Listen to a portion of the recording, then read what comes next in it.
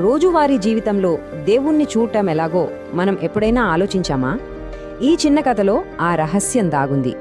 దేవుడిని వెతికేందుకు కేకులతో బయలుదేరిన ఒక పిల్లాడు పార్కులో ఆకలితో ఉన్న ఒక బామ్మను చూసి తన కేకును ఇచ్చాడు.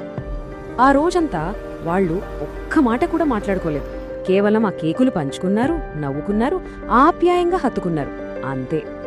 ఇక్కడే అసలు మ్యాజిక్. దేవుడి నవ్వు భలే ఉందే అనా పిల్లాడు. దేవుడు ఇంత చిన్నవాడా అనా బామ్మ. ఇద్దరూ మురిసిపోయారు. దీన్ని బట్టి అర్థమయ్యేదేమిటంటే, ఒక చిన్న చిరునవ్వు, కొంచెం సాయం లేదా ఆప్యాయమైన స్పర్శ మనుషుల మధ్య ఎంతటి అద్భుతాలనైనా సృష్టిస్తాయి. మనుషులు కలవటం యాదృచ్ఛికం కాదు, అదొక దైవ సంకల్పం. ఇతరులు మనలో దైవాన్ని చూసేలా ప్రవర్తించడమే నిజమైన ఆధ్యాత్మికత. ఒక్కసారి ఆలోచిద్దాం, మన చిన్న పనులే దైవత్వాన్ని చూపిస్తాయేమో కదా. మరి ఒక చిరునవ్వు ఎప్పుడు గొప్ప బహుమతి అవుతుంది?